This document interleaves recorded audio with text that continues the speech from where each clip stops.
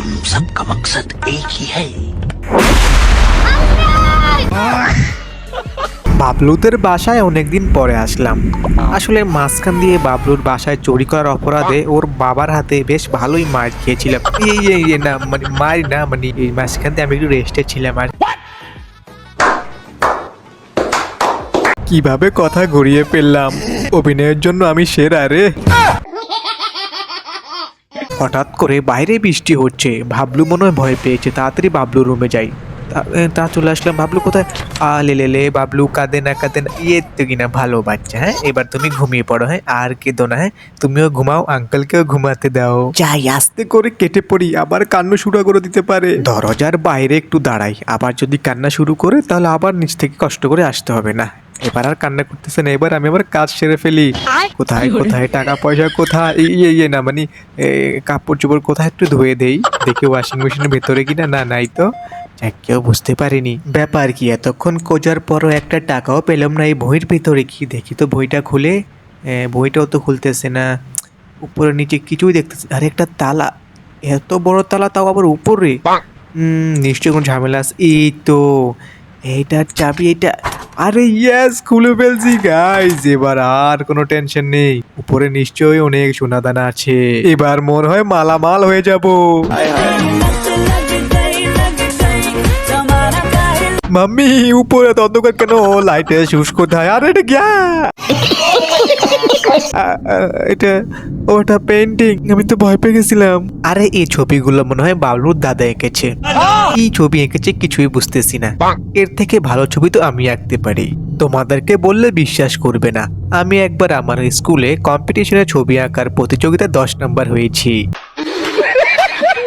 চারিদিকে খালি ছবি আর ছবি। এই ছবিগুলো বিক্রি করলে কি 5-10 টাকা পাবো? দেখি তোমরা বলো তো, এই ছবিগুলো আসলে দেখতে কেমন? কি সুন্দর। এ কি, সামনে আবার এটা কি? চাঁদ কি বাবলুদের ছাদে নেমে এসেছে নাকি? अरे तुम्हारी खोपड़ी में भेजा है कि भजिया? আরে এগুলো দেওয়ালে আবার কি? এগুলো কি কোনো ছবি? এগুলো এঁকেছে কোন কবি? আরে এ কি, আমি তো দেখতেছি দিনের পর দিন কবি হয়ে যাইতেছি। ভাবতেছি সামনে কবিতা লেখা শুরু করব। দেখি তো রং পেন্সিল কোথায়? এরা তো একটা ছবিও ঠিক মতো আঁকতে পারে না। আমি একটা ছবি এঁকে দেব সেইভাবে, যেটা দেখার পর তোমরা শুধু বলবে ওয়াও ক্যা ফটো হ্যাঁ। আপনি একটু বাইরে গিয়ে আবার ঢুকেন, আমরা আপনাকে দাঁড়ায় সম্মান করি। আহারে, আর কি বলবো, উপরে একটা টাকাও পাইনি, এদিকে আমার পকেট পুরো ফাঁকা।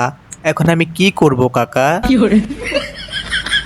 এক কাজ করা যেতে পারে, বাবলুদের বাসার ওয়াশিং মেশিনটা ভাঙাচ্ছি, ভাঙারির দোকানে বিক্রি করে দিলে ভালোই টাকা পাবো।